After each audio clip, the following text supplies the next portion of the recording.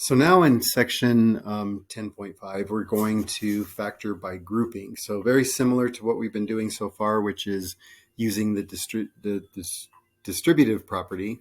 But in this case now, we kind of start recognizing things. So first thing we do is we count the number of terms. You'll notice in here we have 1, 2, 3, 4 terms. So when we have 4 terms, most likely we're going to be doing factoring by grouping. Not always, but most likely. So we can check that and verify it and see if it works, of course, then it's good. If it doesn't, then we try something else. But factor by grouping. So this is a new method, something new that you haven't probably seen at all before.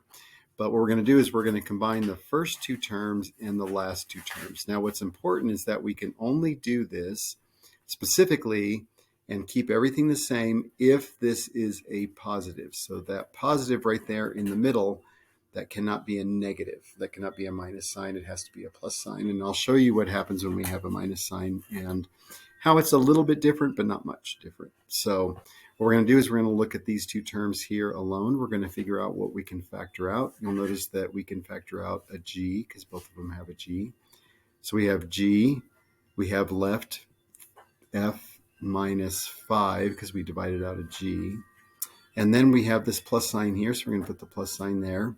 You can see that over here now we look at these 2 terms, 4 and 20. We can factor out a 4. We're left with f and minus 5. Now notice we now have 2 terms here.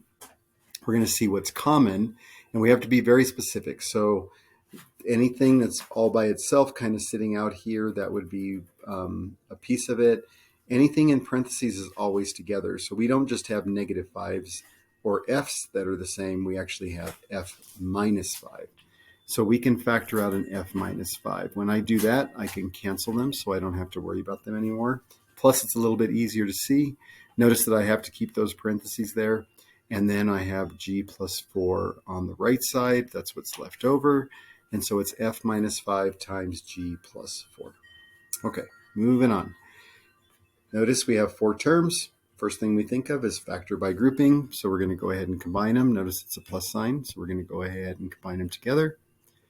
We're going to look at these 2 terms. Notice that they both have a 2 in them, or 2 is the largest number that divides into both 2 and 4. And at most we have 1a in each one. So we're going to factor out 2a. So we're really dividing out 2a. That just leaves me with a. If I divide this one by 2a, that just leaves me with minus 2. And then we have plus, and you'll notice that we aren't taking anything out of the right part of this expression. And now we have 2 terms. Now you notice that we have a minus 2 and a minus 2. We can take that out. And we are left with 2a, a plus sign, and we need a number here. So when I divide things, remember, 2 divided by 2 is 1. 3 divided by 3 is 1. A minus 2 divided by a minus 2 is 1. So that would be our answer. So this is what we have, a minus 2 times 2a plus 1. And that's how we factor using a plus symbol there. So that's important. So the next set of problems are going to go through just different types of examples.